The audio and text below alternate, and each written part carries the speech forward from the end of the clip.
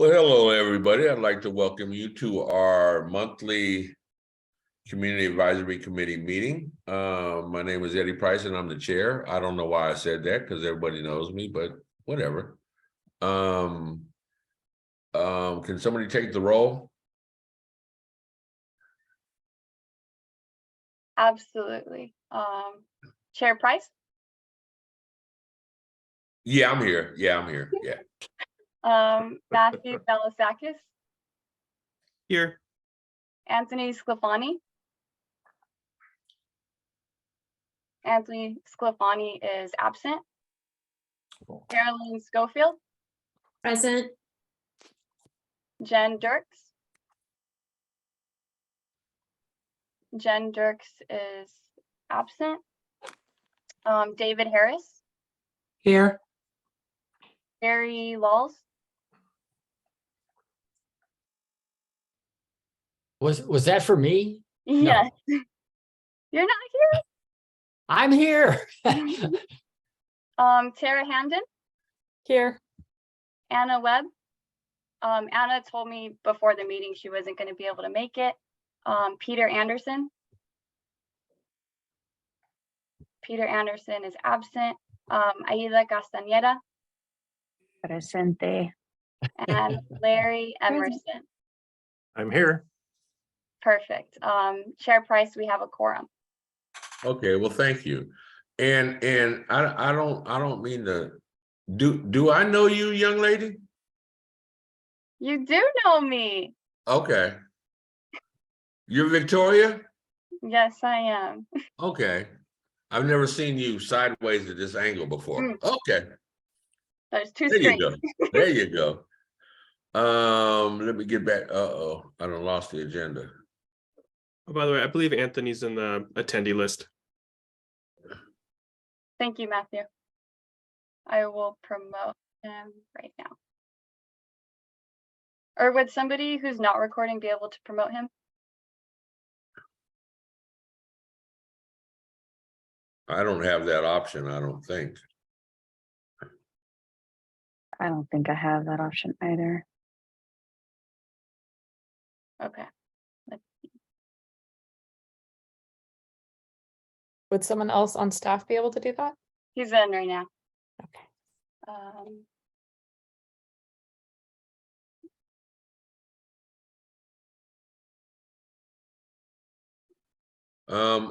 Okay. Do we have any public comments for items that are not on the agenda?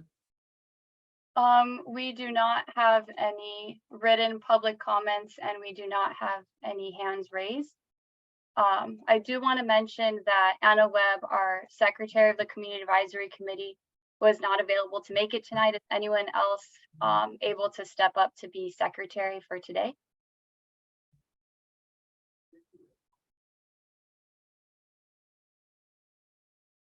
If not, I can take notes. Okay, that should work. We don't have a very onerous agenda today. Are there any items to be withdrawn or reordered on the agenda? Here, guys, here.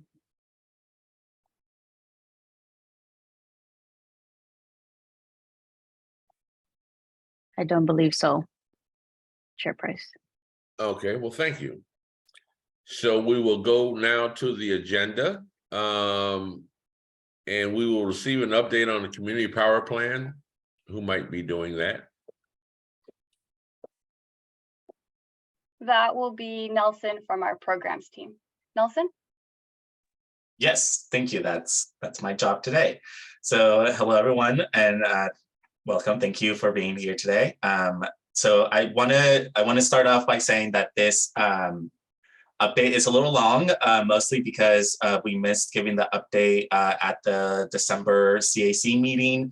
So wanted to update you on a couple of pieces, including the results of the survey, which if you attended the December board meeting, you may be very familiar with this presentation.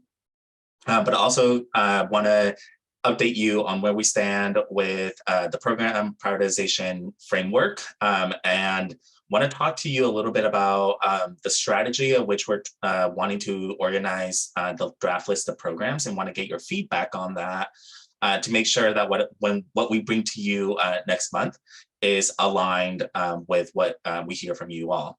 So just as a quick update, I don't think we have any new any new committee members here, but the community power plan for the public is a decision-making framework for that guides the program strategy, selection, development of local programs. So the plan itself is not going to necessarily give us program design elements. When we talk about program design, we specifically are talking about like, you know, X, Y, or X amount of incentives or rebates or et cetera. It's more of like, these are the program types that best fit within the addressing the needs of the community. So next slide, please. So again, just a quick, I'm going to run through these because you all are very familiar with this, but the community power plan is really centered on making sure that we hear what are the values, goals, needs, and priorities of our community and our stakeholders. So it's a way for us to identify what energy programs are so that we're not just throwing things at the wall and seeing what sticks. Next slide. So part of the development of the community power plan was really doing a lot of engagement. And so we did a lot of external engagement or community engagement with community-based organizations, hosting 12 listening sessions with them. We went and did pop-up events at the unincorporated county of San Diego, understanding that that region is so big and so spread out that it was important for us to go out into the community. We held interviews with what we called interest groups, but really these were other organizations, other CBOs that are already serving the community, and so would be able to speak to us about what they're hearing from their community as well. And we held a series of listening workshops that targeted businesses, our key accounts, and the public as well. We did the public ones in English and in Spanish. Internally, we did a series of interviews with our board members. We did a workshop with you all a while back, if you remember that. And we also did a workshop with the staff. Next slide. So once we did all of that engagement, we then did this community needs survey. Next slide. And what the survey was, it was trying to understand further, doing a deep dive into the diverse needs and priorities of the community. So we heard a lot and we wanted to ground truth that as well, and also understand, go a deeper level. And so we issued this 19-question web-based survey that was open for 7 weeks between the end of August and mid-October of last year.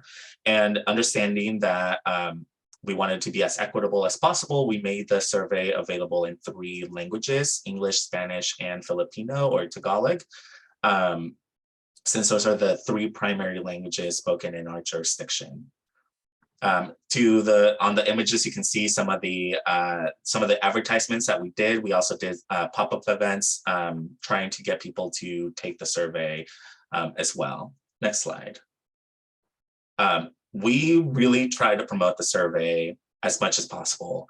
We understood that a lot of the times, if you don't do any kind of promotion or any kind of getting people to take the survey, it's really self-selecting. And so we wanted to be really reflective of our community. So we instituted a number of methods to get the survey promoted, including the ability for people to win 1 of 10 $50 gift cards as an incentive for taking it. So anyone at the end of the survey could enter to win 1 of 10. We wanted to make sure that there was a good incentive for people to take it. We leveraged our power content mailer to send it out to over 600,000 addresses for those that received power from us or were an active customer as of August of last year. So unfortunately, that did exclude National City and the unincorporated county, which is why we dedicated a lot more efforts to being out and present at those communities. We promoted this via customer bills as well. So we added a little line at the bottom, encouraged people to take the survey, added a banner to our website. We did a lot of organic social media posts, which you may have seen, as well as targeted advertisements on social media. So we specifically targeted any spend towards hard to reach communities, knowing that the organic social would reach other communities as well. We did a lot of, we did some published paid print advertisements in Spanish and Filipino speaking publications or Tagalog speaking publications. And we did a series of emails leveraging the board. You all, thank you so much for your help in helping promote the survey. We emailed our community-based organizations who we're working with to get the word out about the survey, as well as encourage our member agencies and elected officials to post about it on their social medias, as well as any newsletters that they could send out. We leveraged our partnership with the San Diego Padres to have them send out an email blast to their subscribers. And as I mentioned, we wanted to meet the community where they were. So we identified a series of events all throughout the month of September and October, where we could go out and table at the events and encourage people to take the survey either on the spot. And we incentivized some of that to happen there. As well as either take the flyer that you kind of see to the side and scan that QR code to take it at their convenience. Next slide. So with that, once we get down into analyzing all of the responses that we got, we received quite a few. And once we started digging and cleaning through all the data, excluding responses that we got from people that were in CEA territory or Clean Energy Alliance territory, we ended up with having over 2,900 complete validated responses within our territory. 2,800 of those came from residential customers, and 131 of those came from commercial. We've heard that this is probably one of the most successful surveys that has been done in the region. So we still need to validate that, but we're pretty proud of the response rate. Once we start including responses that came from CA territory and responses that came throughout the rest of the state and the country, we actually received a lot of responses from outside of the state. We were well over 6,000 responses, but we needed to pare that down to make sure that we were specifically thinking and talking about our communities. Next slide. So I want to talk a little bit about the results that we're seeing, and I want to preface the results by saying we plan to post all of this and all of the data for these results online. So that people can slice and dice the data as they see fit. We're aiming to get that as a tool online within the next couple of months, as well as when we finalize the plan. But one of the things that was really important to us, and one of the things we tracked throughout when the survey was open, not necessarily just when it closed, was making sure that the responses were reflective of our member agencies of our communities that we serve. So we looked at the reflectiveness based on member jurisdiction, as well as housing type and tenure, meaning do they rent or own, as well as annual household income. So below are some of the some of the graphs you see here are some of the initial results. We overall got pretty good representation across the board from the cities. With, of course, you see the exception there of the County of San Diego, and then a overrepresentation from the city of San Diego.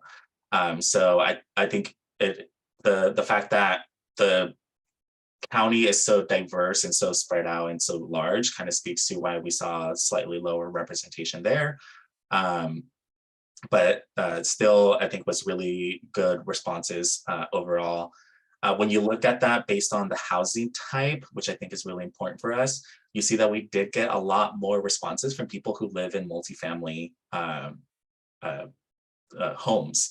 So that's important for us because we didn't just want to hear from single family owners. We wanted to make sure that we were being as inclusive as possible. And we also we saw that from people who live in manufactured homes, so mobile homes or trailers. Next slide.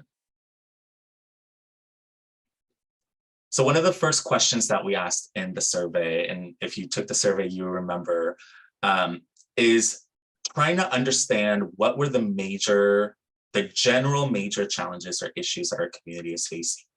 And this question was really important for us and for me personally to understand where the community is at and understand the context of which our programs are going to be launching. So we wanted to understand like outside of energy, what else is our community experiencing? And one of the things we heard, or the top thing we heard from residential customers, was that finding housing that is affordable and paying for the essentials are really, really important. So that's important for us to kind of keep in mind when we start designing programs, and it helps provide important context for the rest of the results. You'll see that one of the top 5 challenges was air pollution, which I think is reflected in some of the results that we hear or that I'll present later on. For commercial customers, I think it's no surprise to a lot of us that employee recruitment and retention is one of their top challenges at the moment, as well as the cost of new construction and development. They're also feeling the pinch when it comes to inflation and increased cost of goods and services. Next slide. So really getting down into the things that we can help address as a CCA, as a community organization. When we ask customers or the public to tell us what their general energy issues were, the top 2 issues that rose to the top and were the majority of responses was reducing energy bills and addressing climate change. So that's incredibly important. It was consistent across the board when we started to analyze the data based on housing type, tenure, again, whether they rent or own their home, as well as through income. Most respondents, most income groups said that was a top issue. With the higher income, those above 150,000 per year, switching the two. So addressing climate change became number 1. For commercial customers, their top issue was creating good, for energy was creating good, well-paying jobs in the energy sector, as well as reducing their energy cost. Interestingly, I think this is important for us, is they also really highly ranked getting compensated for load management as important. So knowing that they use a lot of energy, there's an ability for us to manage that load, and they want to get compensated for that. These issues remained consistent regardless of the business size. Next slide. So understanding that the solutions to a lot of the issues lie within the community itself, we wanted to ask, like, what were the top solutions that our community wanted to see? And so when you look at residential, the top solutions that were given to us was building more large-scale renewable energy systems in the region, which is really interesting because we had heard during the listening sessions and some of the interviews that people didn't want to see large-scale development of renewables. So we ground truth that, and interesting enough, it came up as being a top solution. But importantly, with regards to the air pollution, people wanted to see improved indoor and outdoor air pollution through electrification. Sorry, yeah, thank you. And then also importantly was wanting to see more renewable energy being installed on rooftops and parking lots. So there's a lot of there about more renewable energy to address climate change, and then improved air pollution, indoor and outdoor. Share would you like me to run through the rest of the presentation or take questions now? This is Larry. I had a quick comment on that number 4. I'm Mhm. surprised, or maybe people don't realize the importance of energy storage. And I really think we need, even the PUC is pushing for solar with energy storage and for communities, disadvantaged communities. So I hope that kind of information is going to be noted in your planning report, renewable energy and energy storage at the same time. Yeah, absolutely. It will be noted. And so these top solutions were consistent across, again, housing type, housing tenure, and income groups. For commercial customers, they noted that indoor air quality was important to them. So they wanted to see a lot more building electrification, as well as building more renewable energy. Again, transportation electrification and more renewable energy on rooftops and parking lots. So again, very similar responses, just slightly different in the order of which they were ranked. Next slide. So this one's one of the interesting ones because we asked in the survey, we wanted to understand what are the major barriers to program participation? Because one, there are a lot of existing programs available to our customers. And two, we want to make sure we understand what those barriers are so that our programs are successful as well. One of the main reasons that, or one of the main barriers to program participation is awareness. So there's a lack of education, a lack of information available to residents, to the community on the types of programs out there. So over 33% of people said they did not participate in a program because they just simply weren't aware that the program existed. Also important to us was that the second answer to that was many people said that even with the programs available, the cost of the clean energy technology is still really expensive. So even with the incentives or rebates or whatever, it's still expensive, or they don't have enough time to research it. So that's also super important, is that we see a lot of, we sometimes see programs that will put an expiration date to encourage participation, but that can also be a double-edged sword, and that people feel like they don't have enough time to research it and see if it's applicable to their situation. So this is really important for us as we start to think about what programs can we offer in the short term, and think about like what we should be doing to help our customers now. So next slide, please.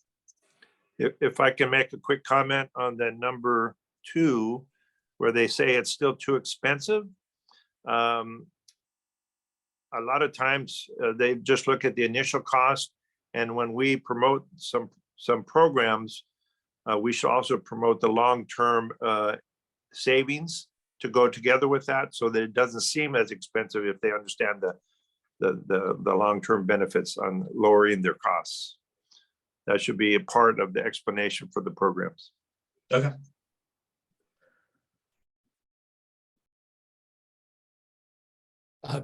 I have my hand up also.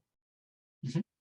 I'm wondering, so again, on item 2, cost of the technologies, you were doing this right about the cusp of the final NEM, latest NEM decision. Was there an awareness of that either the impression or possibly the reality that it's going to be more, the payback is going to be longer? I don't think that NEM 3.0 reached the majority of customers who took this survey. So I don't think they were necessarily considering that when they were taking the survey. Okay. Gary, I think that's a good point, and I brought it up at the ad hoc committee meeting as well. I was asking what SDCP can do to make sure solar continues to grow in the region, since the net metering decision is so bad. And the answer was, we'll go off of the survey, but I think net metering came up after, and we didn't expect such a bad decision after the survey had already been in the work. So I do think this is something important to continue discussing. Well, and in the context of what the NEM 3 reality is going to be going forward.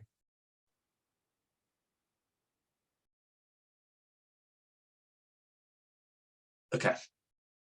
I didn't want to make sure I didn't step on anyone else I wanted to comment. Okay, so now we get to the fun part all of it is fun, right? But more, I think we get to the part where we want to start being open and transparent about how are you going to be using all of this data. And so we get to the program prioritization framework. And again, this is a way for us to look at all of the programs and see which ones are likely to fulfill or address the needs and goals and priorities. So next slide. So this is the timeline of where we have been and where we're at. And so we're at the part where we're going to start assessing all of the programs and determining, again, like I said, what programs are best or more likely to address the needs, goals, and priorities of our community and the organization. And then start to create a list of those that will ultimately make it into the draft of the community power plan. And so we're aiming for that. We're doing this now, and so we're coming to you to get some guidance, hear the feedback, and this is everything you all have been commenting is super important for us as we start to assess these programs. Next slide. So I want to start by saying, like, where is this program prioritization framework coming from? And so part of the overall effort in the development of this community power plan was doing a market assessment. So analyzing the universe of programs that currently exist to our customers and the universe of programs that other CCAs have offered in the state. And so we looked at, there was an analysis done that looked at programs from the CCAs in the state, from state agencies. So thinking about like any programs that CARB, the CPUC or the CEC, let me stop using acronyms, the California Air Resources Board, the California Energy Commission, and the California Public Utilities Commission, what programs they offer, as well as what the utilities are offering as well. We sat down and interviewed with 10 of the community choice programs in the state, some of the ones that represent some of the early ones that launched first, as well as those that represent rural communities, as well as those that represent more urban communities. So we wanted to get a cross-section of community choice programs and those that have been implementing programs for a long time. And so from that universe of programs and that market assessment, our consultant developed a program database that includes over 200 programs and over 70 program options, meaning when you look at the program, actually, I'll explain that in the next slide because it's easier to visualize what I mean with program options. Because each program can be broken down into its program elements. So you can look at, like, what is this program addressing? Is it addressing building or transportation electrification? Is it addressing distributed energy resources or energy efficiency? So that's the program category, right? Like, what is the overall arching thing that it's addressing? Then comes the technical element, which is, what specifically is that program looking to do? Like, is it looking to address heat pumps? Is it looking to address appliances? Looking to address the vehicles or the charger, the battery storage or solar? So that's what we mean when we talk about the technical element of a program. Then comes the delivery element, right? Is it a rebate or is it a bill credit? Is it an incentive at the time of purchase, or is it an incentive for the contractor to encourage to carry these devices on their truck or their shelves? So there's all of these different ways that you can look at a program. And lastly is looking at the customer segment. Is it looking for programs that are addressed specifically for low income or disadvantaged communities, those that are targeted toward the public sector, those that are commercial, or those that are open to anybody or the market rate. So this is what Nelson, Yeah. can we change that verbiage from low income and disadvantaged communities to communities of concern? Absolutely, yes. Thank you. And I will know we made that change, but like some other CCAs don't use that, which is why it was included in there. But yes, we made that change. Well, if I have my way, those other CCAs will start using it soon also, so Perfect. stay the course, just stay the course. Absolutely. So the next slide, please. So knowing all of that, right, like all of these programs and breaking it down into its technical elements, we then applied these weights that we heard from both the community and from the organization.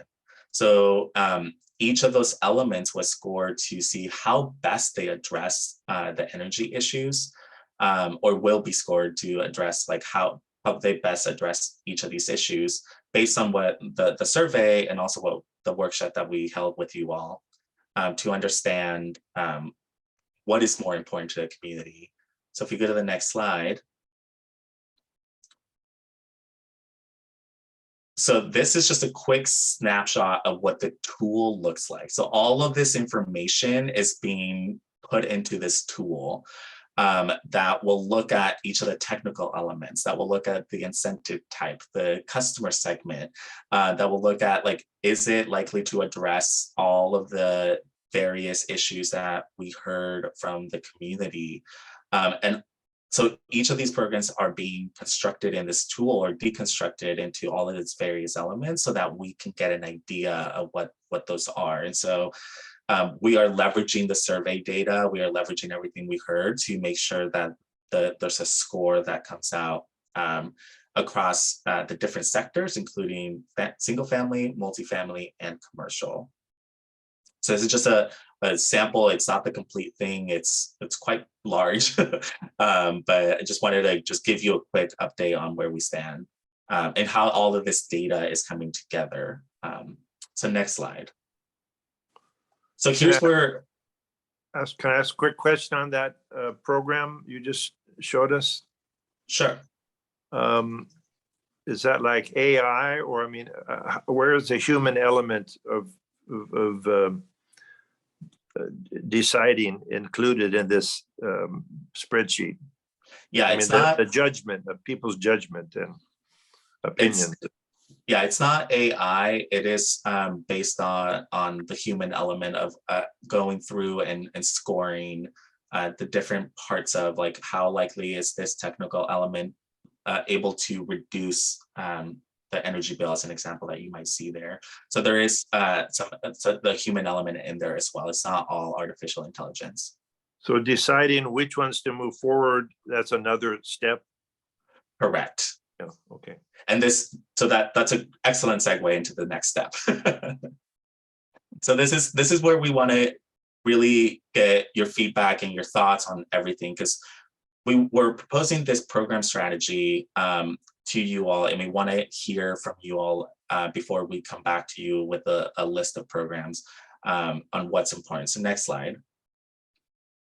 So our program strategy is focused on these three different categories of short-term, meaning those programs that can be launched starting next fiscal year through the 2 fiscal years, midterm, which are longer or are more medium term. So thinking about fiscal year 25, 26 and 26, 27, and then long term. These are really the horizon programs, really. And so we want to hear your feedback in terms of what programs you all are thinking about that would fit within each of these categories. So for short term, we're thinking about programs that fill immediate needs for customers. So we're thinking like customer education and awareness, right? We heard that awareness is the #1 barrier for program participation. We want to be able to make sure that our customers are able to access programs that are being underutilized, and leverage existing funding from other organizations like the Public Utilities Commission, and be able to pilot some of these programs as well. So like using some of our own funding to pilot. This is really important because as a new organization that is still building reserves and that has this target that we need to achieve, we don't have a lot of funding available to invest in programs, but whatever funding we do have, we can make sure that our customers are benefiting the most out of existing programs. In the midterm, those fiscal years is when we are expected to hit our reserve targets, which I think will be covered later on in the presentation today. So those are when we are expected to achieve our reserve targets, meaning the organization now is going to be better positioned to direct more investments towards programs.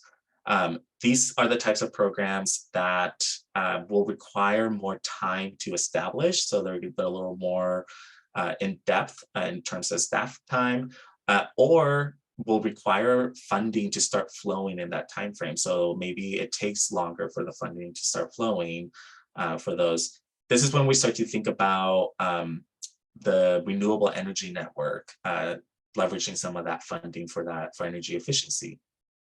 It's also going to require, like these programs we see as being able to require the identification and gathering of more data to make sure that our programs are targeting properly, and require extensive collaboration with the regional, state, and federal agencies on existing programs. So when I think about what could fall in the midterm, I'm really thinking about those that require like rebates or incentives directly from SCCP versus leveraging rebates or incentives from other agencies that already exist.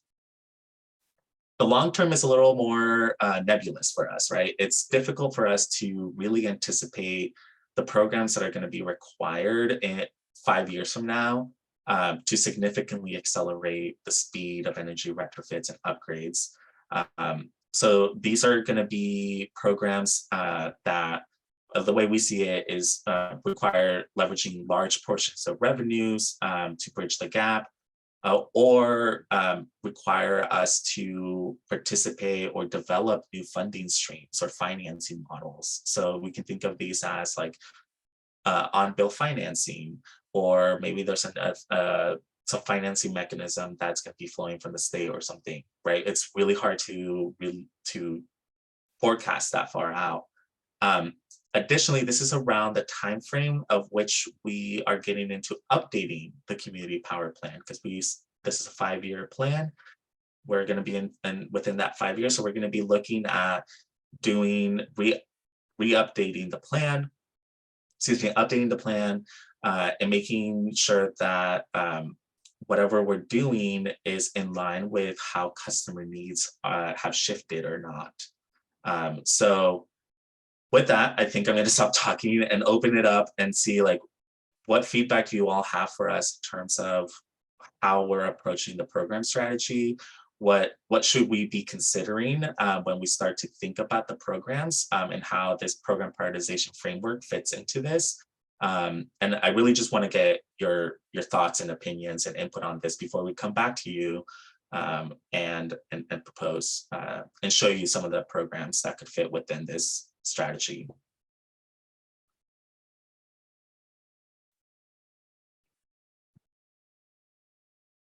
Well, I just raised my hand, but I'll just start talking if that's all right.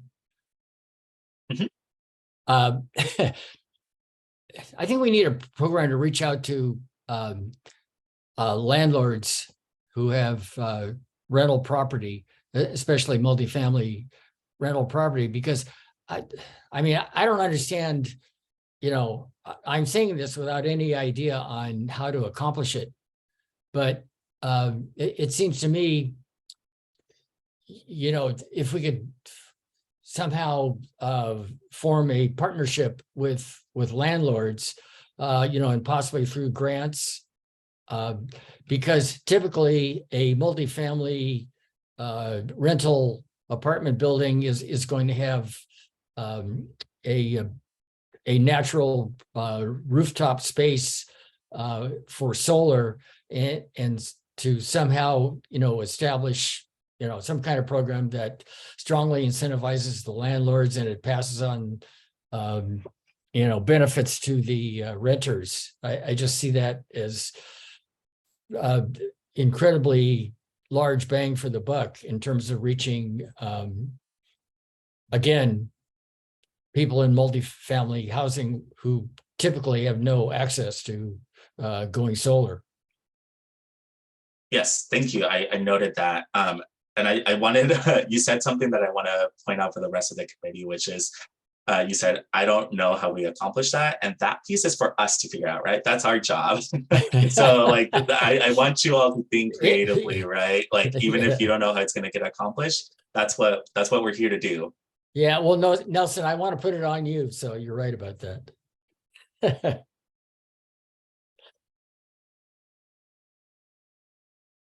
Nelson, you muted yourself. Yes, I wasn't sure if I should be calling on people or Chair, you want to do that? Yeah, David Harris and then Aida. So Nelson, I just wanted to ask about where economic benefits fit in. I think that in terms of prioritization, we should be looking at, is there a benefit to consumers, benefit, and I'm talking about economic benefits in creation of jobs, benefit to SDCP. So I'm just wondering, where does the cost benefit fit into the prioritization of these programs? Yes. So we heard all of those 3 points when we did the series of workshops and interviews from both the board members, from you all, and from staff. And so all of that is built into the program prioritization framework in one way or another. So it's built in as like, does it reduce the customer's bill? Does it impact our revenues in any way, whether positive or negative, right? So, and does it lead to job creation? So all of those things are built into the program prioritization framework.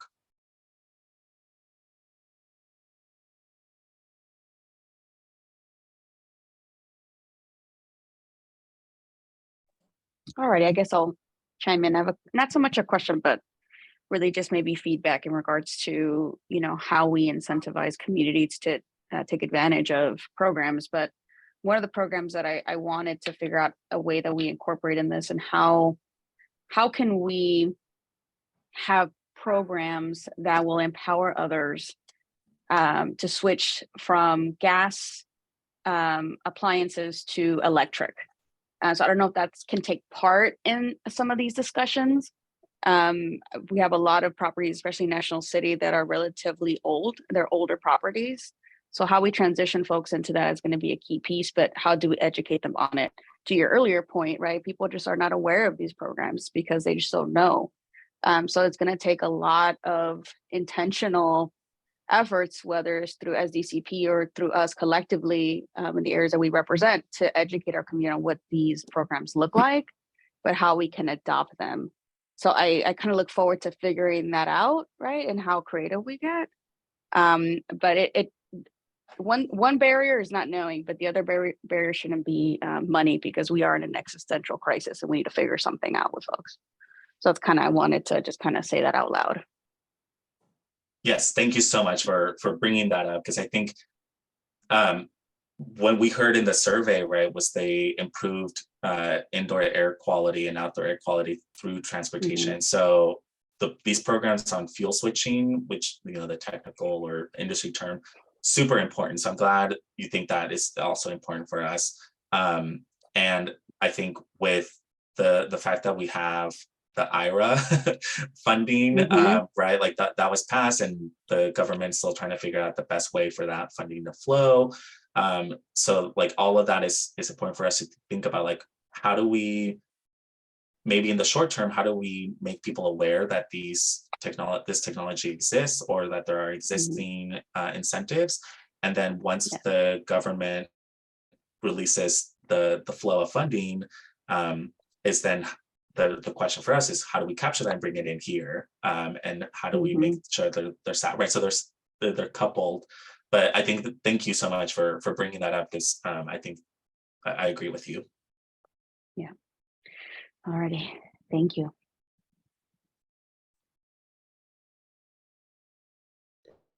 If I may, and I should have brought this up earlier, but in your outreach, I think it's important and imperative to outreach to some of the Black media also, like the Voice and Viewpoint and the San Diego Monitor. I mean, there's only two, but I think that would be important for branding as well as inclusion in all this.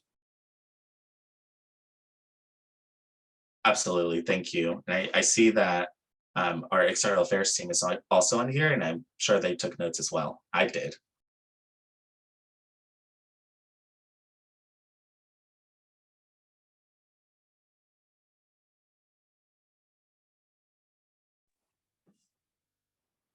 Sure, I think you're muted. Carolyn and then David. Thanks. I just wanted to follow up on the comment, outreach to landlords, which is really important. But I think it has to also include renters in the same conversation, because there are lots of things that go wrong between building improvements and what happens to the people in the building, such as, rent going up. And a number of people that I've been talking to are extremely fearful.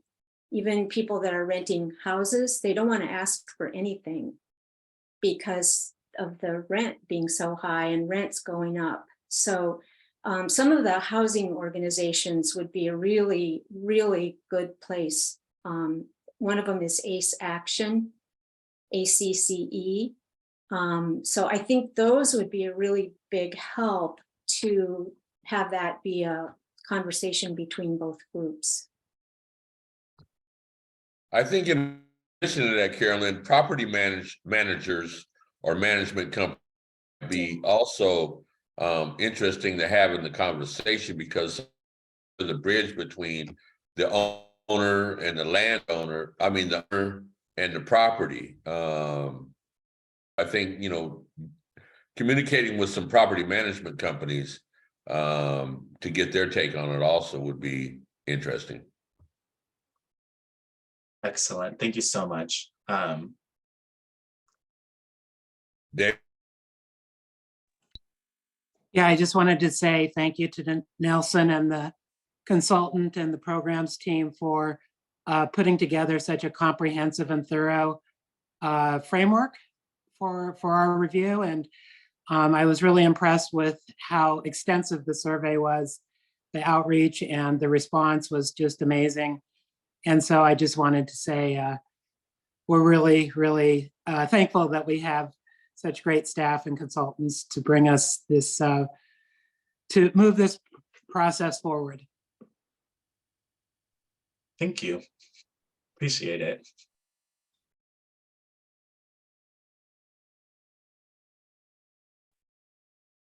Chair, if there are no other comments or questions, I think I can move on.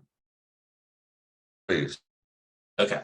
And I just want to note for everyone that this isn't the end of the conversation. So if something happens or you think of something, please reach out to me, reach out to Colin. We really want to hear from you all. So for next steps, next slide, please. Using all of the feedback that we received from you all in terms of like what the types of programs we should be considering, the outreach we should be doing, and considering the economic benefits, we're going to analyze all of the program types that the framework is recommending, quote unquote, recommending, and start to categorize those based on that program strategy that I just presented. We're going to bring back that draft list of programs to you all and include it in the public draft of the community power plan for input and feedback. That is really important for us, is we want to make sure that we continue to get feedback throughout this entire process. So next month, be prepared to see that that list, as well as we are aiming to launch the public draft of the CPP, or the Community Power Plan, for a 30-day review, input, and comment period. So we're targeting the end of February. With that public draft, we are planning to do a workshop where we are going to present the Community Power Plan. We are planning to take this on the road and present to environmental or sustainability commissions or committees, community-based organizations, and other stakeholders. So this is where I would ask for your help, is if you sit on an environmental or sustainability commission, or know of one, please let us know. Carolyn, I'm looking at you because I know I presented before with you, you presented before. So we are going to get all of this feedback, all of this input. We're going to aggregate all of these comments and incorporate it into the final draft, that if everything goes according to plan, we are going to present to the board for adoption or consideration in April of 2023.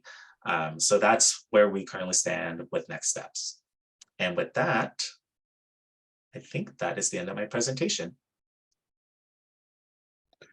Well, thank you. Thank you for this professional presentation. I don't see any more questions or comments or concerns. Oh, Lawrence? Yes, just kind of a ditto what David was saying.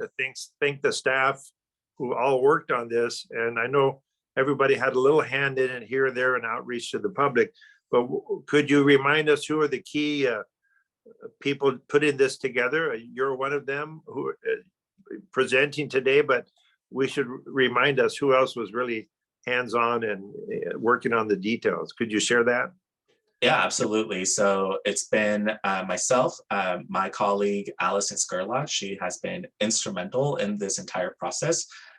We have been working with her since the beginning of this project, pretty much. We also have Colin Santulli, who's been the director of programs at this. And I cannot forget to mention that the committee had appointed Carolyn Schofield and Matt Vasilakis to join the project team as well.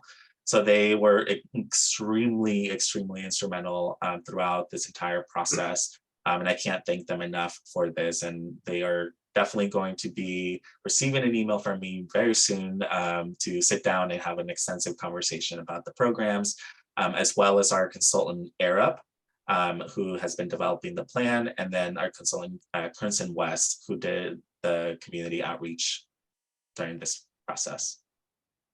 Very good. Thank you. Is that it, Nelson? That is it.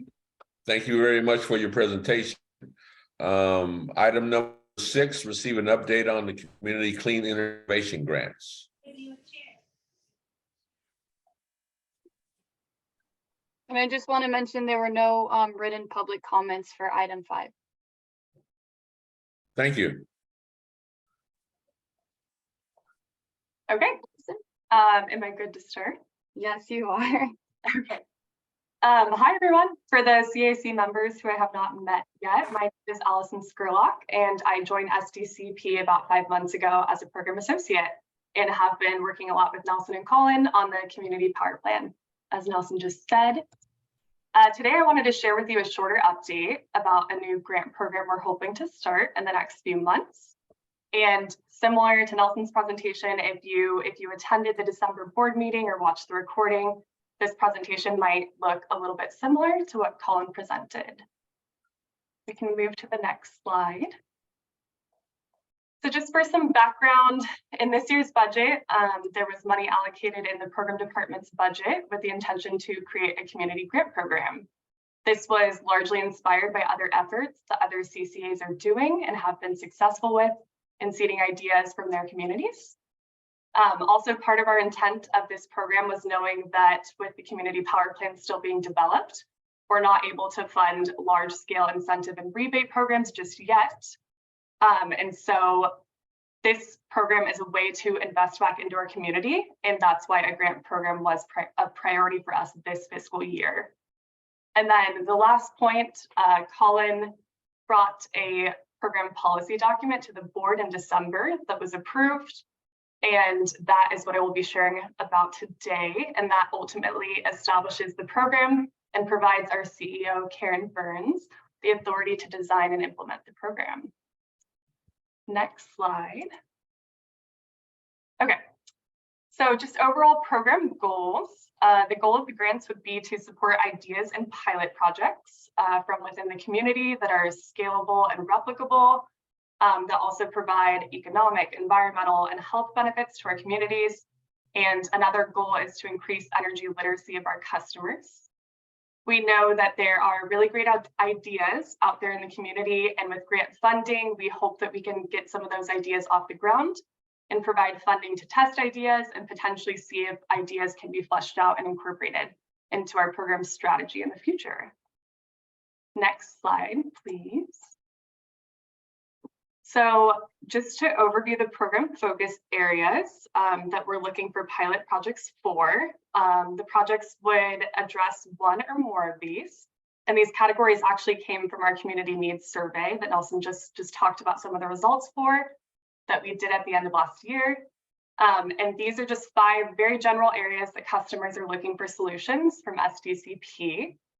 And so these range from ideas or projects that reduce energy consumption and costs. We heard a lot about high bills, improvements in indoor and outdoor air quality, workforce development is a big one, energy resilience, not only keeping the power on at homes, but also preparing for energy disruptions. And then our 5th project focus area is specifically for benefiting our communities of concern.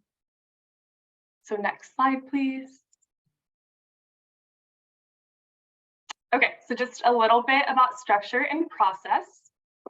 The policy that was approved in December by the board provided some structure and process, and we're working on final program guidelines still that we will be bringing back. But the initial structure includes some eligibility criteria. And so first, we're looking for community nonprofits that serve our customers to apply. That is one of the criteria. You have to be a community profit, or you can partner with a community profit. The policy identified that the grant amounts would be no more than 15% of the total program budget. We did not include a specific budget or a number of grants in the policy, with the understanding that the policy would live on from fiscal year to fiscal year, and those things could change. But based on this year's program budget, we do anticipate about $300,000 for the grant program. And we would come back to the board and the CAC and seek approval of the specific grant dollar amounts in the next couple of months. And then some other guidelines we included were that the funding would be spent within 12 months. Our ideal target would be projects that are 6 to 9 months, so they could be completed within the fiscal year to inform the next fiscal year's planning. And then just a couple more points on timing. We hope to get this program up and running in the next few months, ideally by the end of the first quarter of this year. And then lastly, there's a possibility that we would look into seeking support from a program administrator just to assist with the distribution of grant funds. But all program related expenses will comply with our procurement policy. Should I keep going? I don't have too many more slides, Larry, or sorry, Lawrence. Or Eddie? Lawrence, do you have a question? Well, okay, the term grant is where is some, I first thought this is money coming from some other sources, but is this money an internal money from the budget? Yes, this is budget that was already approved and allocated for this program. Okay, not from outside funding. No, internal. Okay, thank you. Yeah.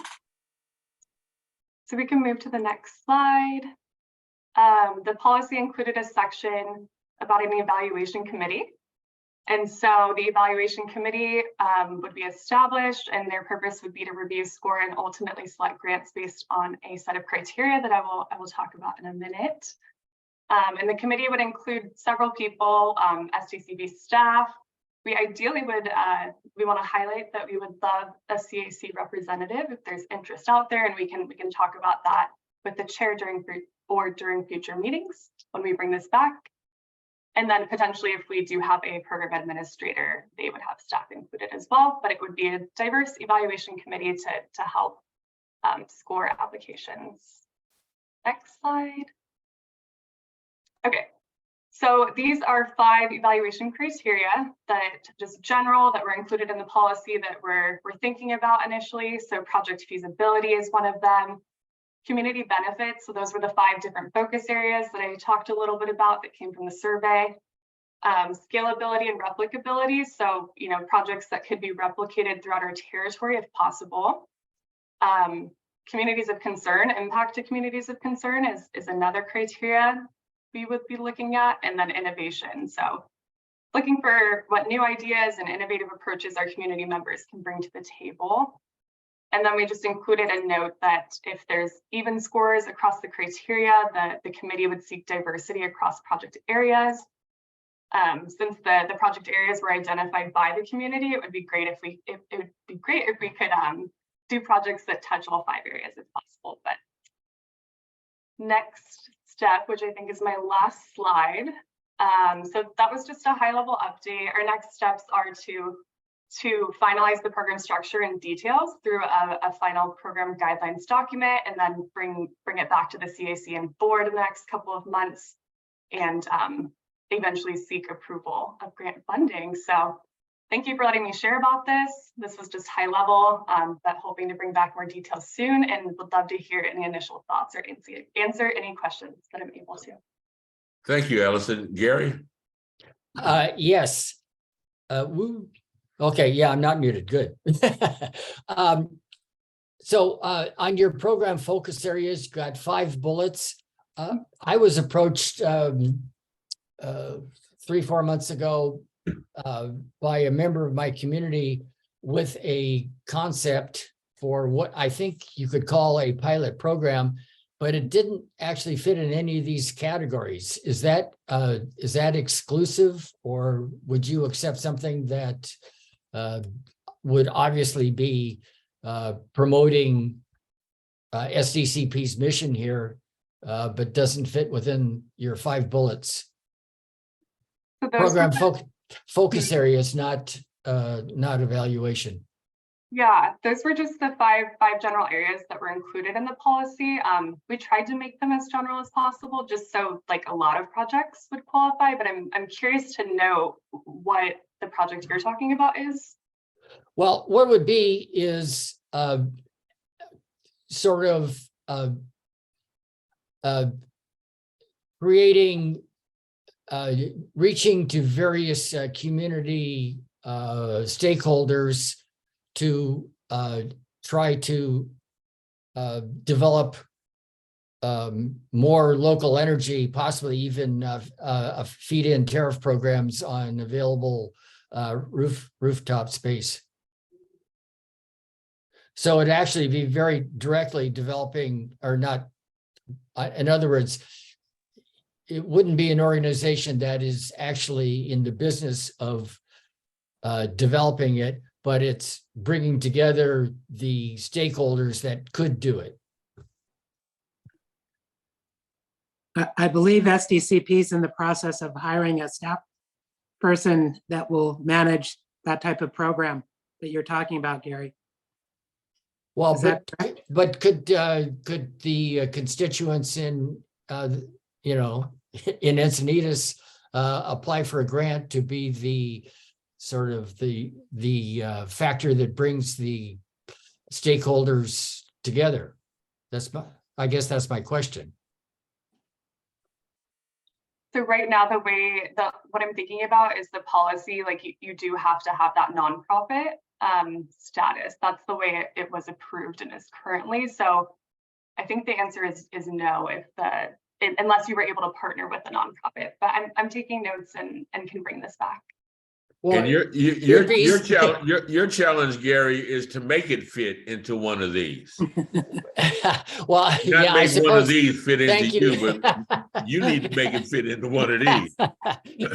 Eddie, you always sing me every time. But my idea was to encourage these people to form a nonprofit. Are you saying the nonprofit has to already exist, or could it be formed you know, maybe based on the opportunity to do something like this. Yeah, as long as there's the nonprofit status, I think they would qualify. Yeah. But I want to check, Nelson, do you have anything to add to this?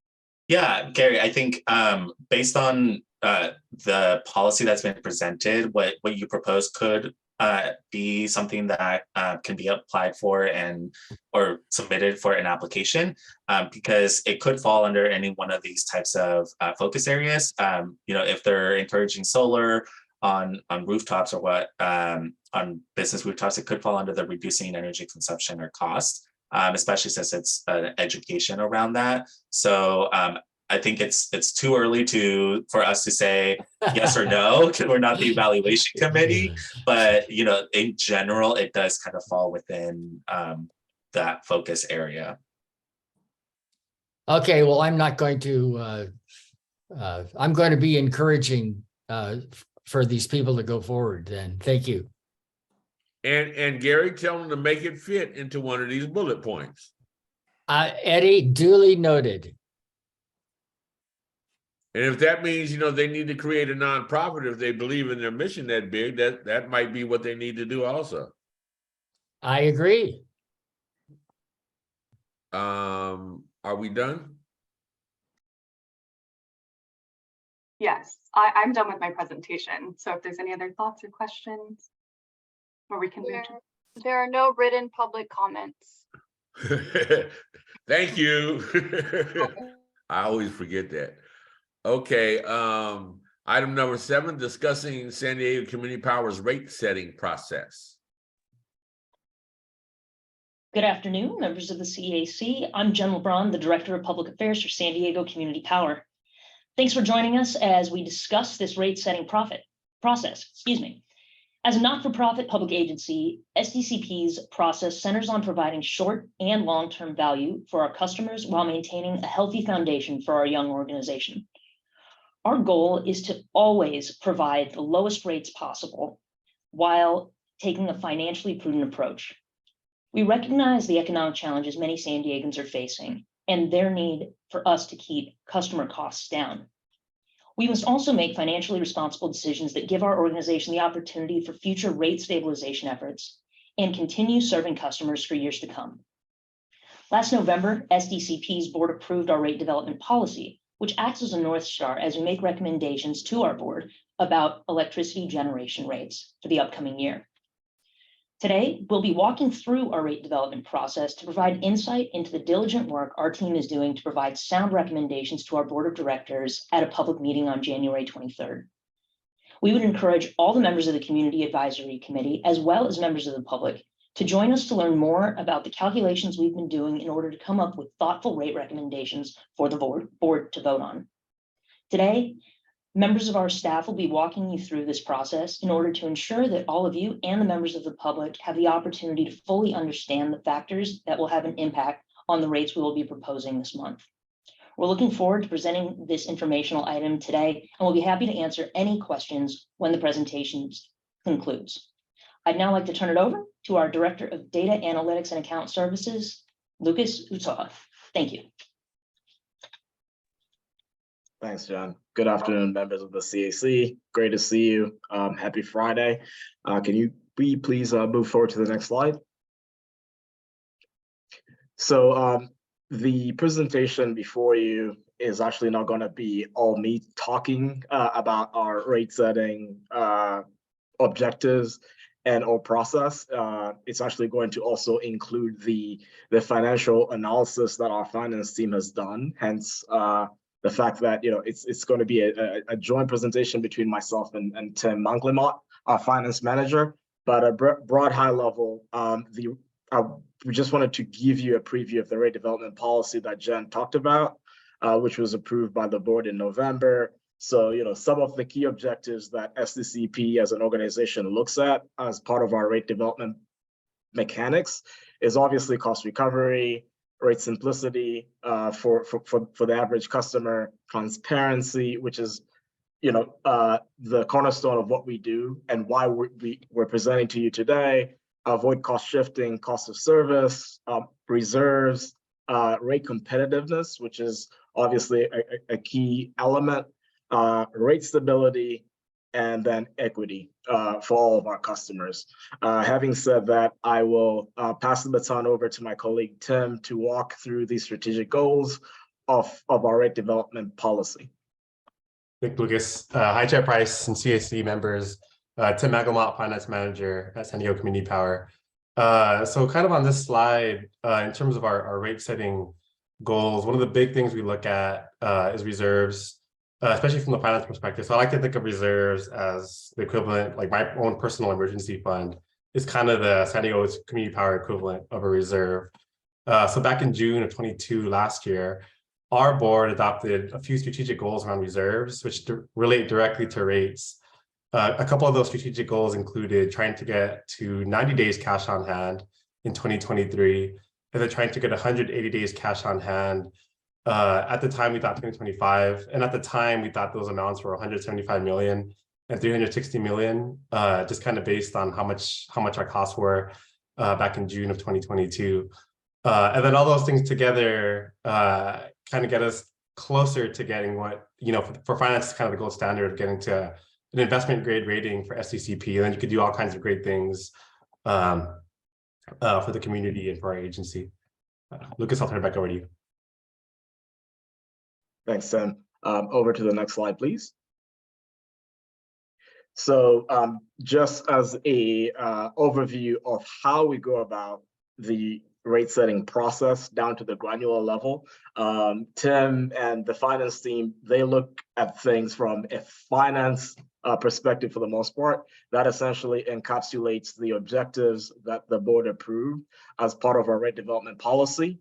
And that entails, having sufficient revenues that are enough to cover all of our costs of operations, with power procurement being our largest expense.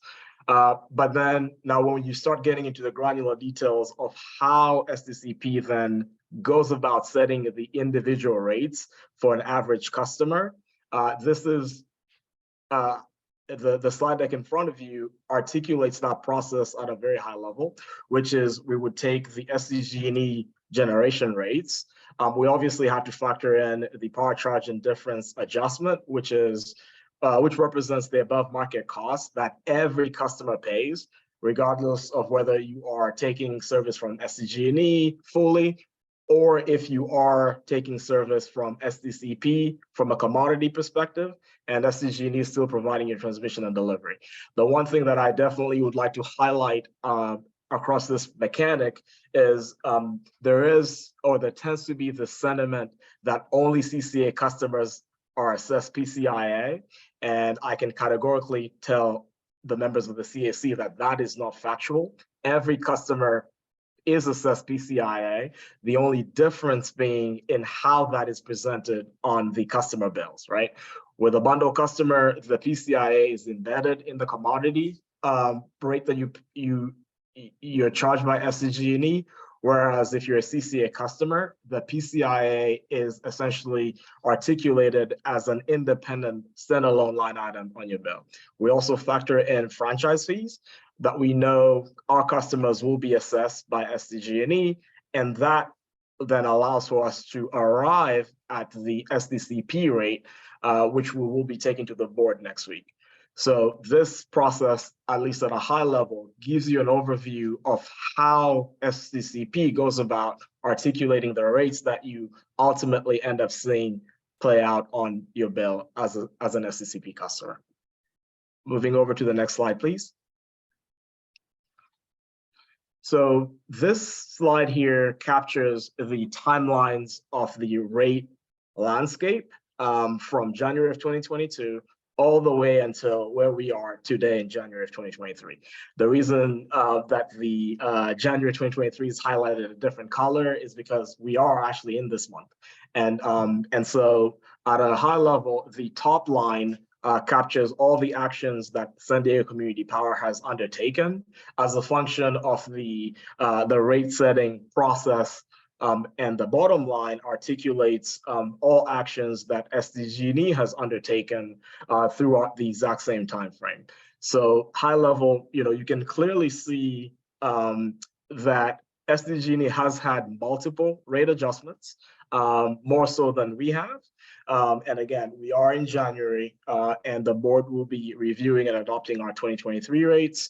And obviously, I think all of us are in the know that SDG&E did adjust their rates effective January 1st. So you see that line at the bottom. And then obviously, with the board approved rates, those will be effective as of February 1st of 2023 going forward. Moving over to the next slide, please. Hey, so I have this one. Before I get into the slide, Chair Price, I wasn't sure if you wanted to field questions now, if we should do it later. 'Cause I do see a hand up. Otherwise, I could get to the slide.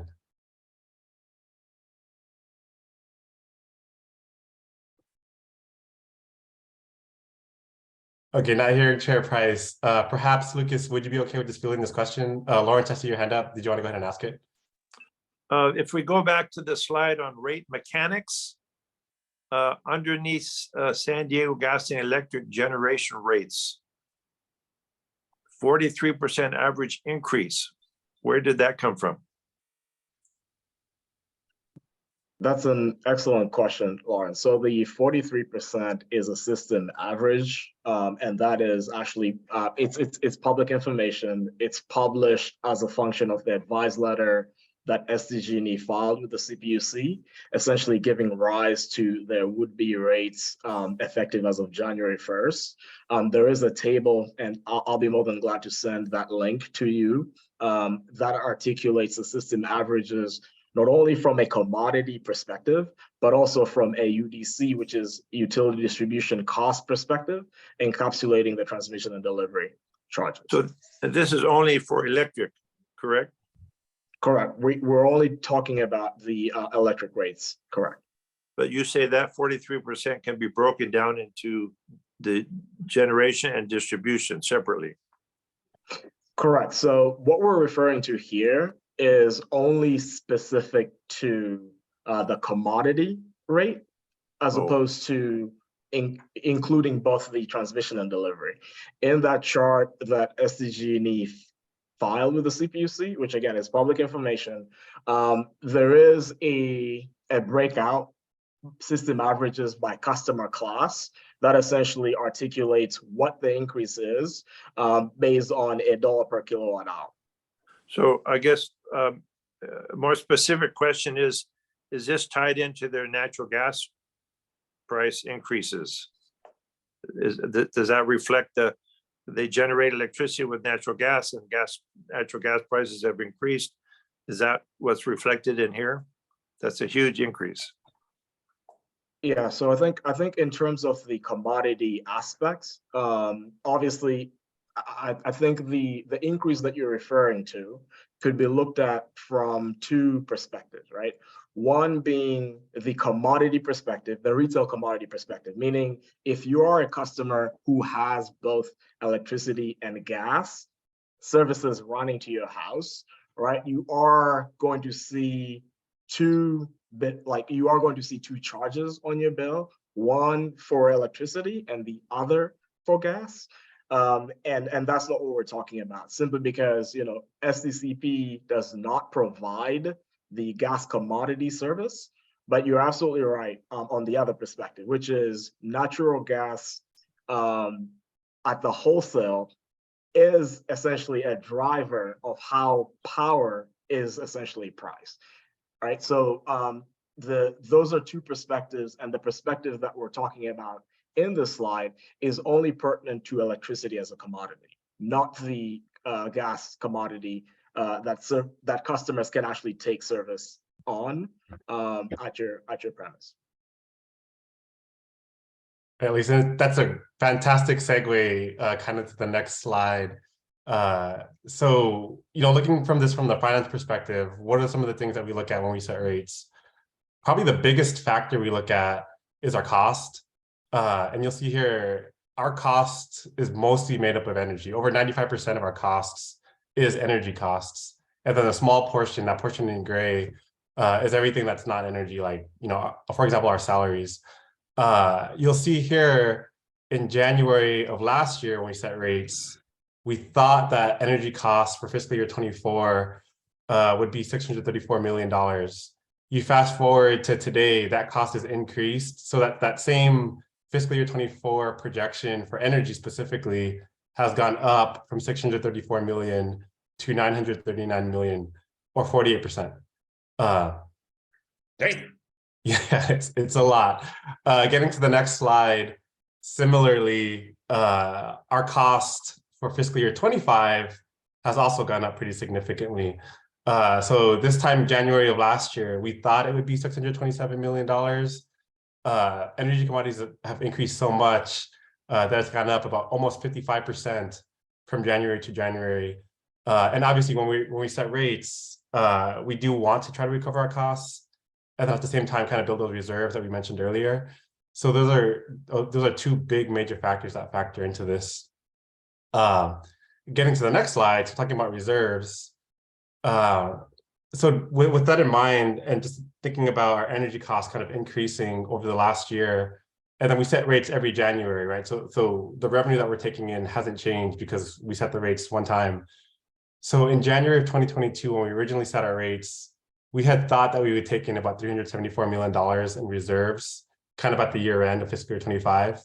You fast forward to today, with all things being the same with rates, and knowing that cost of energy has gone up so significantly, instead of us thinking that we would have $374 million in reserves by the end of fiscal year 25, that has now got down to about $88.5 million as of today, assuming nothing else changes. I will also say, so this is getting into the geeky finance stuff that I love talking about, but I know it's a little bit boring for most people. Because our costs have increased so much, so the way we calculate reserves and our reserve target is we want to try to get to 90-day cash on hand based on our cost. And because those costs have increased, our reserve target has also increased. So instead of us having $175 million reserve target for 90 days, that's now gone up to $250 million because our cost has increased. So when we get to rate setting and kind of the rate setting mechanics and timeline, one of the things that we are going to be looking at pretty closely is how can we actually get to a reserve goal of 90 days and 180 days cash on hand, but still trying to maintain a value prop and still trying to get to those 9 objectives that we set with the board for rate setting. All that being said, so kind of getting to the next slide, there are other major things that we look at. There's some major factors that also play into this, just in terms of risk.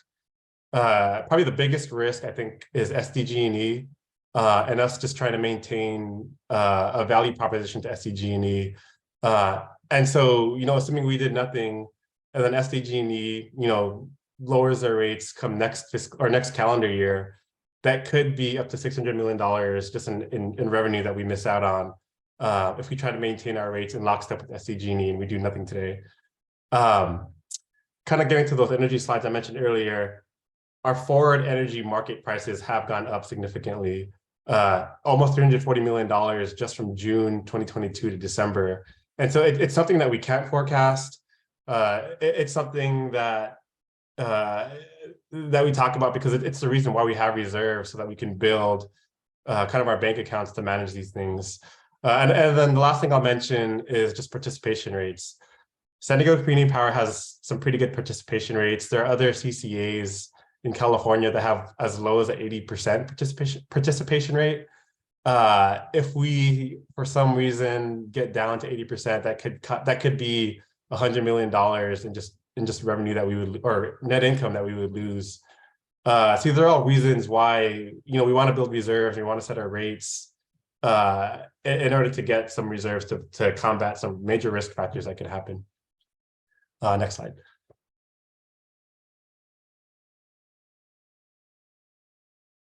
Thanks, Tim. So what is this process then going to look like this time around?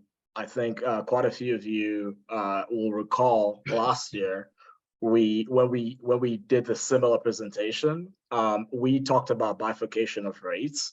Now this time around, we are replacing the bi and adding a tri, meaning trifurcation, right? Yeah. And what does that mean? to a customer, essentially as part of the objective of our organization to ensure equity for all of our customers, regardless of when customers join SCCP service. Again, if you recall on the second slide where we talked about the rate mechanics, we have to factor in the power charge indifference adjustment, the PCIA, and what that is the above market cost that essentially SDG&E assesses all customers, right? And so the way that process usually works is SDG&E looks at a point in time when customers depart bundle service and they go into CCA service. And out of that, they assign what is known as a vintage year. And the vintage year is essentially calibrated every year to compute those above market costs that customers have to pay. And so the fact that, you know, we've had multiple various phases, phase 1 and 2 in 2021, and then phase 3, if you recall, from last year, and actually phase 4, our expansion into National City and unincorporated areas of the counties of San Diego in April of this year. Our customers have joined SDCP service at various points in time, and as a result have been assigned by SDG&E the different vintages. And so across all of our customers, we've got customers that are on vintage 2020, vintage 2021, and vintage 2022. And all of those vintages have different PCIA dollar per kilowatt hour assessments by SDG&E. And so fully recognizing that nuance, we are going to be recommending to the board to trifurcate our rates. In other words, we are going to set 3 different sets of rates for our customers, reflecting the vintage mechanics that we previewed under when we're looking at the rate setting process. That essentially ensures that the value proposition is exactly the same for all customers, regardless of the point in time when they join SCCP service. So I know that that's a little bit difficult to conceptualize, but I hope that the visual on the right-hand side can show you what we mean by that. So in other words, if you look at the first vintage 2020 for our customers in phase 1 and 2, and you compare the mechanics to the PCIA that SDG&E will assess, it's actually going to be a negative PCIA. And so that's the reason why you don't see any PCIA there. But then for customers in 2021, they do have a PCI assessment. And then customers in National City and an unincorporated county will have an even larger PCIA. And so to ensure that equity as an objective per our board approved board approved policy, we do feel that trifurcation of rates by vintage will be required, and staff will be recommending that as part of the rate mechanics for 2023. Larry, I see your hand up. Could you explain why the PCIA for 2022 is so much higher than the other ones? What's going on? How does that work? Certainly. So again, the PCI assessment is obviously outside of SDCP's control. It's actually an assessment that's based on the market rates. For the most part, there is an inverse relationship between the costs and PCIA. In other words, what we're seeing play out in the markets now, and this is what Tim was alluding to earlier, is the market rates are significantly higher, which means then the above market costs for prior vintages should be a little bit lower, right? Because of that inverse relationship, the portfolio is more expensive than market, right? And so the PCI assessment as a result of that nuance is going to be different. And the most latest year, right, that essentially has the exposure of these higher than normal market prices, will see the PCIA being slightly higher than the prior years. Well, I thought that those their are the mechanics that contracts. we're seeing. Oh, I'm sorry. I thought that their contracts were not just a few months duration, but several years duration. So I'm surprised that it's grown, at least graphically, it looks like it's grown. But if they had a long-term, 5-year contracts, how does that suddenly go up? I'm just surprised to see that. Any thoughts on that?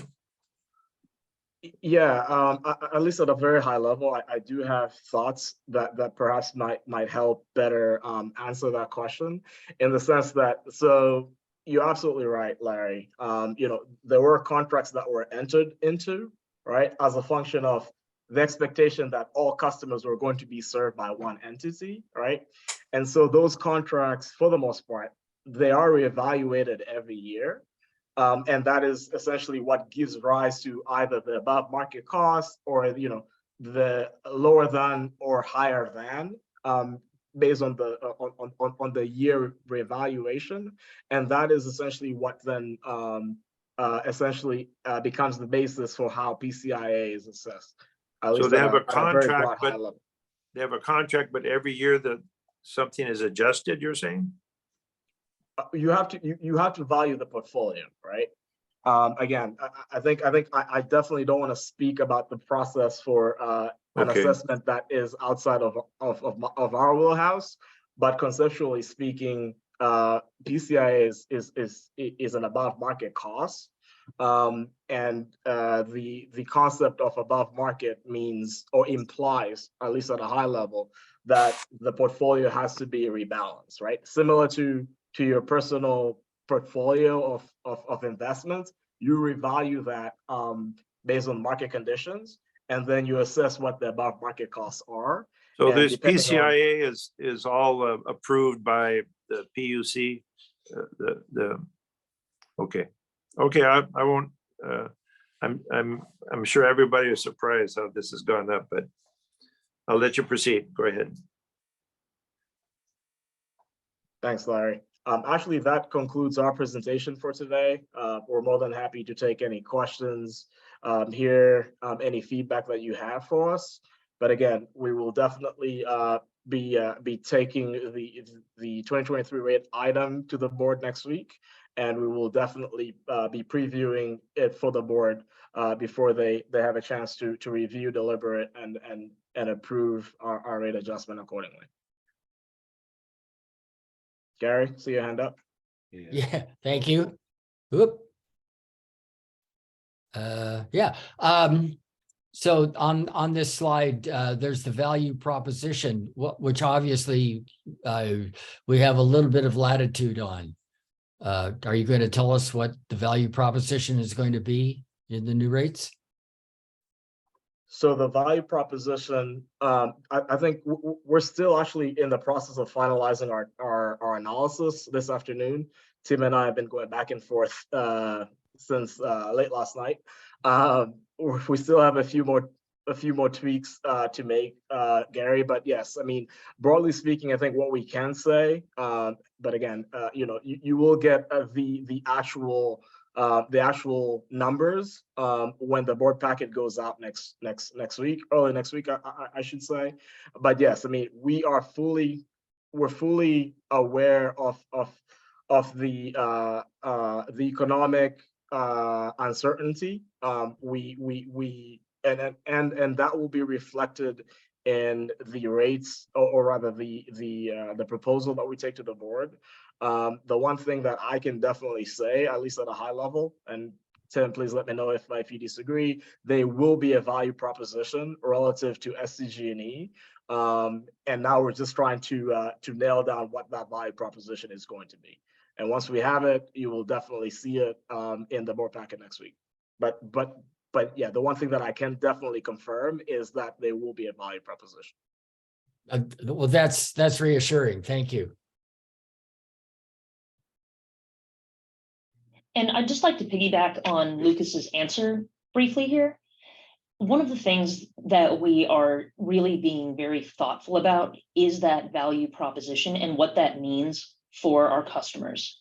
Because some of the things that we're weighing very heavily as we go into this process is not only the savings to our customers' bottom lines, but also thinking about the long term for our organization and how the revenues that we may generate today can turn into long-term savings and rate stabilization in the future.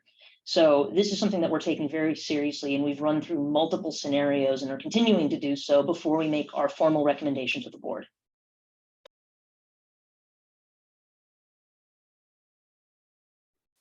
Thanks, Jen. And unless there are any other comments, questions, I think that actually concludes our presentation for today. Thank you. Okay, Victoria, before I forget, are there any comments from the public? There are no written public comments. I got you this time, huh? Okay, moving on to our next agenda. Thank you, Lucas. Thank you very much. Receive an update from our public relations and back office operations. Victoria, if we can go to the next slide, please. Thank you. I want to just provide a brief update on public relations since we've gone through a lot of information today. So first things first, our team is growing within the next couple of months here to help with our expanding customer base. Right now, we have 2 positions that we have up, our Senior Marketing and Communications Manager, as well as a Community Engagement Manager. The members of our team who currently serve in these roles will continue to be doing some great work, and we're really excited about the opportunity to expand the level of outreach that we'll be able to do across our member agencies, particularly as we bring on new customers in National City and the unincorporated areas of San Diego County. This month, our big priorities are really getting the word out about the rate adjustments that are coming up, as well as ramping up our marketing efforts for Phase 4 enrollment. We will be sending out as an organization our mailers to customers on February 1st, and Lucas is actually going to be talking a little bit more about that in just a moment here. But we wanted to provide that high-level overview of what we're really focusing on this month. With that, I will turn it to Victoria to talk about our outreach efforts.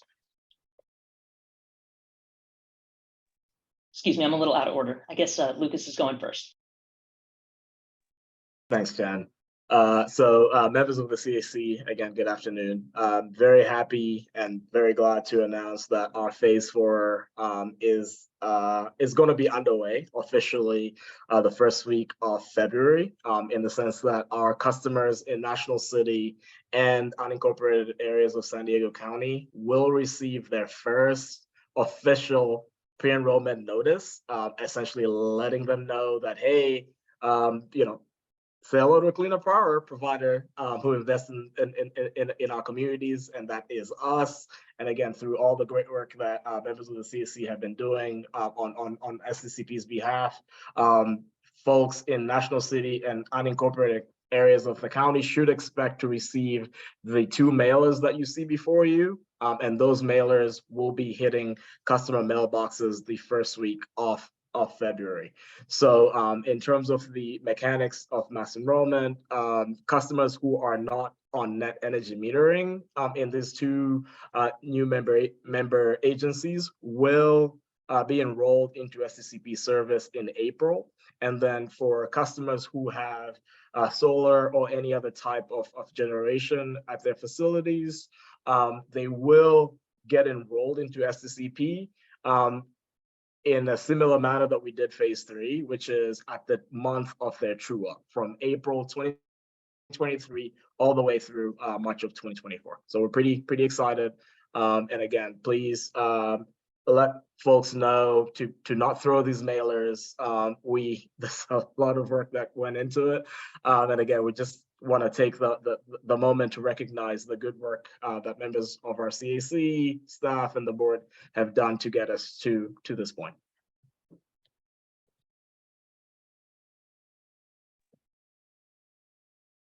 Okay, so piggybacking off of what Jen was saying, this past Sunday we were in Encinitas at Encinitas Ciclovia, and it was a really great opportunity to see the community come out in support of biking, skating, walking, and scootering. There were tons of families There was a mini pump track and ramps for folks to use. There are electric bikes that people were able to like try out and see if that was something that they wanted to get. And before attending the event, we connected with the city of Encinitas to kind of figure out what the point of the event was and what they were gearing towards, and they said that they wanted to promote sustainability.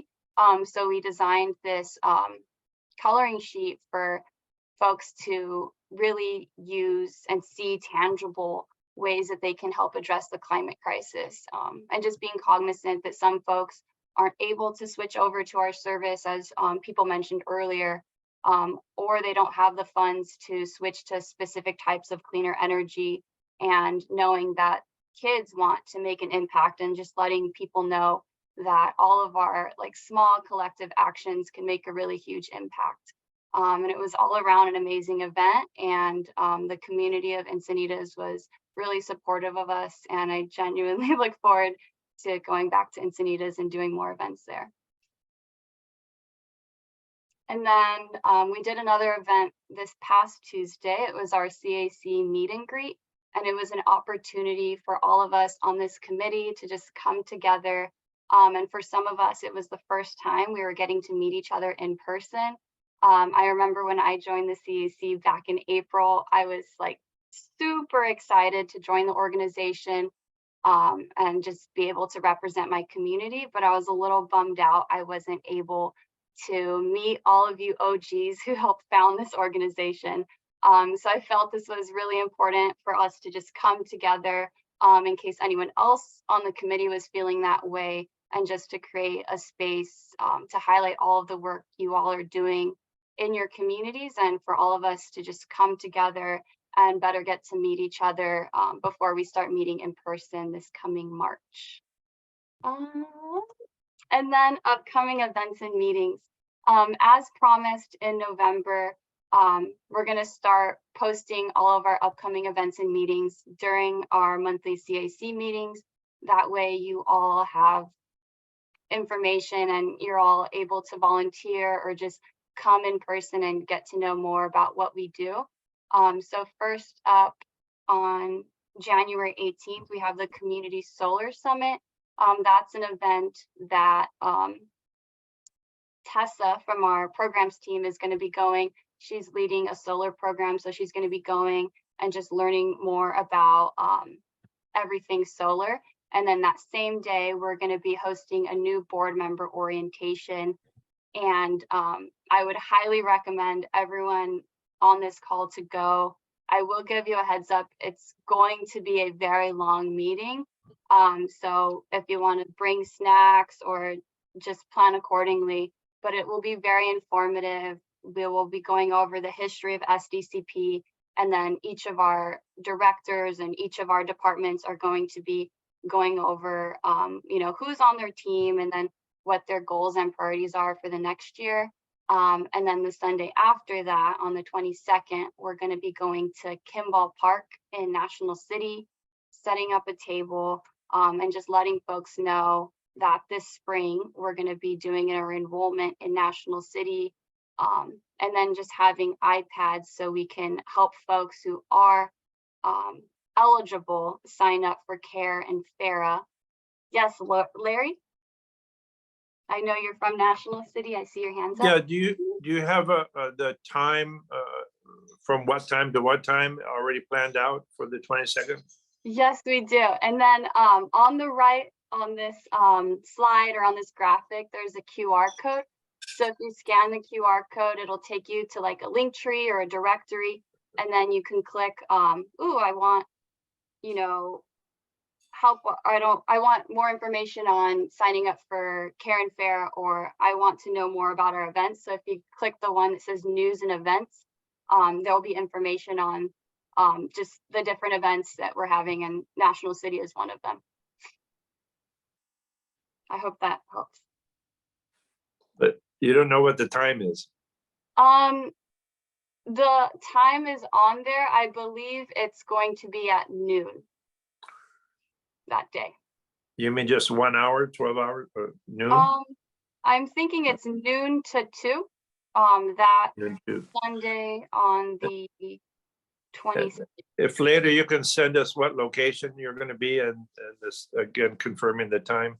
I'm still having trouble scanning those QR codes, so we all can't use those for some reason. Okay. Go ahead, and proceed. I can send you a link, everyone on this committee, I can send you a link with information on all of these events as well. And then a few days after that, on the 25th, Lee will be moderating the North SD Chamber Business Summit. And that discussion is going to be going over strategies for successful networking. And then on the 29th, we're going to be hosting a booth and also walking in support of just finding more solutions for folks that are experiencing issues with lungs. Tara? Hi, my Zoom's, it shows my screen's blocked right now. I don't know if you can see me or not. But for the North Chamber Business Summit, I was just curious, is SDCP speaking? In my 12 years in clean energy space, the North Chamber sides with SDG&E and opposes rooftop solar and community choice energy. So just curious, and warning, I guess, for that one. We will not be a panelist, but one of our team members will be helping moderate the discussion on the 25th. Okay, thank you.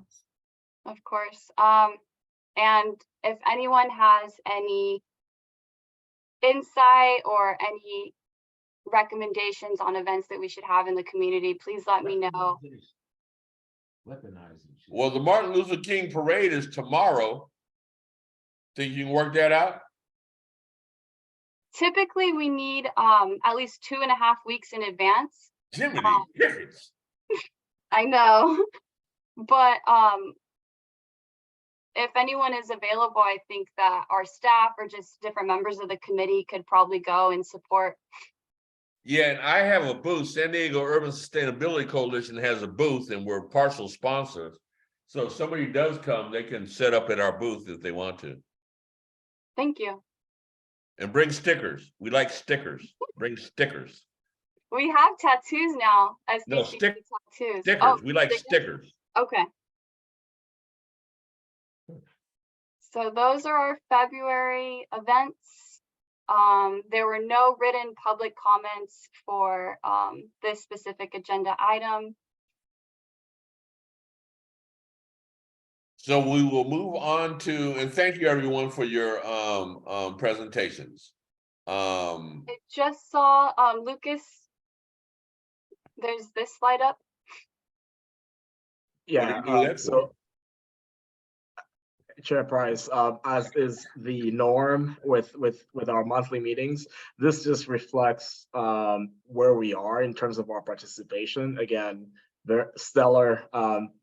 Gary, sorry, I didn't actually fit in the opt-downs that 492 for Encinitas. You will be able to see those in the back office report that's going out to the board next week. But again, all things considered, I think the participation rates are great.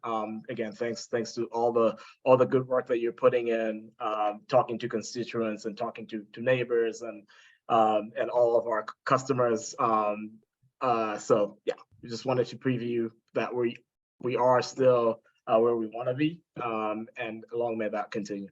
Thank you. Thank you. Item number 10, does anybody have any potential items for the board agenda or board of directors meeting? Eddie, do you mind if I go back real quick to item 9? Sure. I was just wondering if there'll be a net metering energy update at our next board meeting, or I'd like to request that we have one to hear what staff is doing on this item. I know Karen jumped in there, the staff was meeting about it. Something we've been discussing for a very long time at the CAC. So just hoping to get a thorough update at the next meeting, and hopefully the board's getting an update as well. And specifically, like, what are the impacts to SDCP customers? What can SDCP avoid or do differently to help make rooftop solar and storage still work and what can't be avoided with SDG&E, I think would be helpful for everyone to understand. Hi, Tara. Yeah, absolutely. Thank you for bringing that very, very critical topic. I think we actually just met earlier this morning as staff to just walk through the mechanics around NEM 3.0. The one thing that I'll also tell you and the members of the CAC is there are a few outstanding items or a few outstanding questions that we have to work with SDG&E on. And we also obviously also want to work very closely with them to understand in terms of the implementation mechanics, what that all entails. So I know that there are quite a few moving pieces and quite a few unknowns at this point. We're definitely diligently working to understand everything, not only from just the decision itself, but most importantly, in terms of the implementation and the timelines associated with it. And once we have those pieces nailed down, we would definitely be more than glad to come back to the CAC to provide updates and also keep the board updated on the efforts pertinent to this critical item in our region.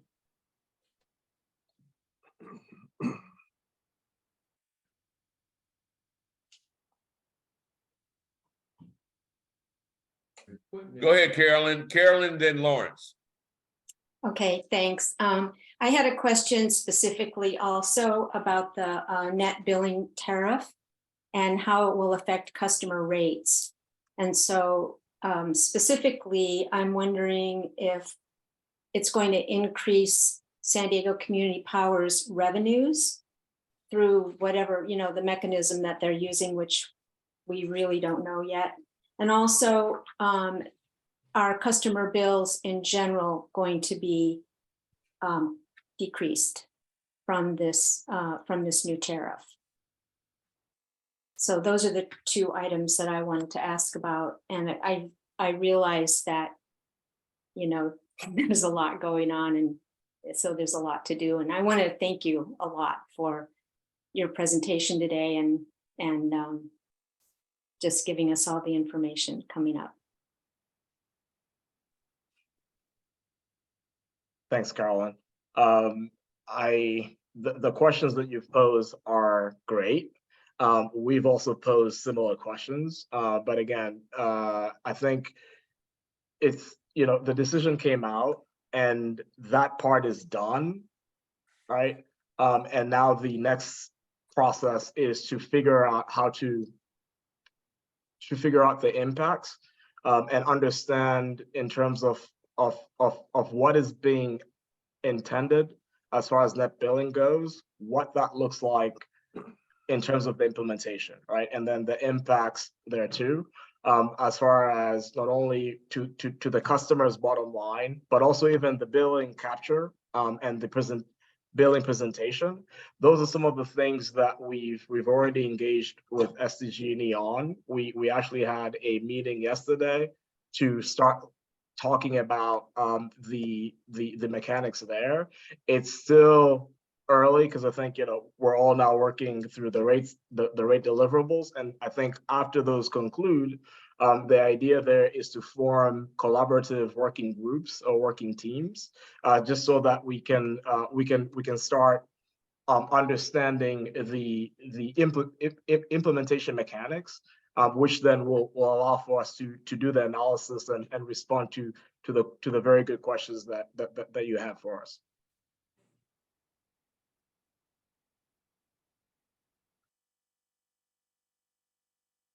Lawrence, did you have another question? Your hand just up.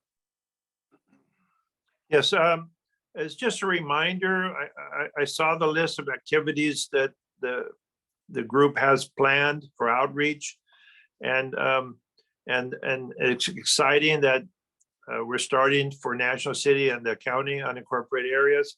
So I'm going to look forward to getting the flyer in my next bill from San Diego Gas and Electric.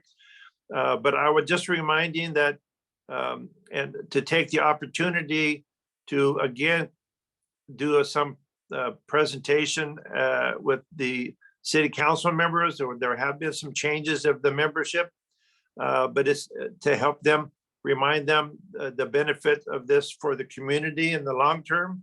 And also there's the National City Chamber of Commerce, which they have lunch meetings twice a month where they're allowed to do some short presentations on what's going on. So those are some opportunities to keep the word out and talk about the future benefits for the community. So I just a reminder to put those on the calendar for future sometime in February would probably be good. That's it.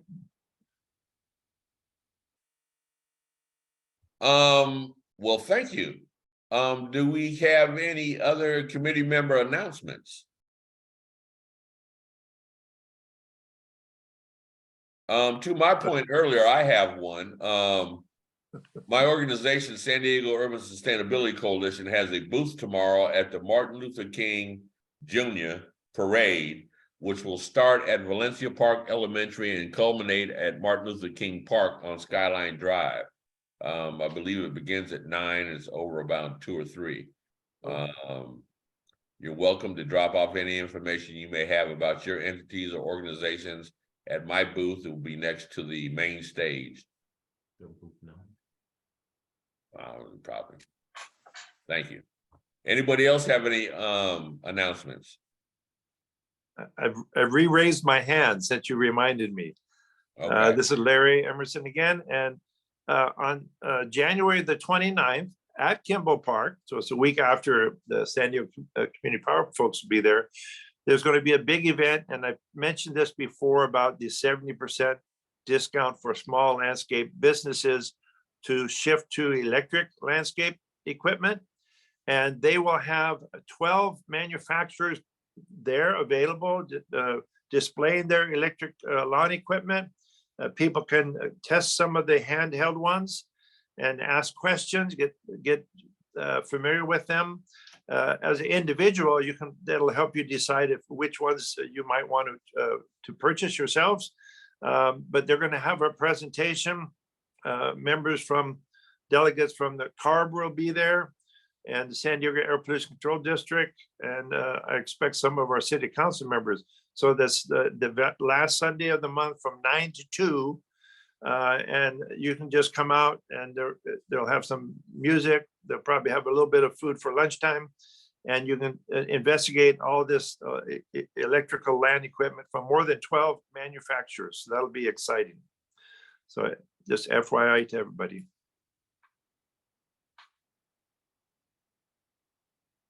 Thank you, Lawrence. Anybody else? And with that, I believe I may be able to say have a beautiful weekend and enjoy yourselves. Thanks, Eddie. Thanks, everyone. Thank you. Goodbye, everybody. Thanks. Thank you. Bye. Bye, everyone. Bye.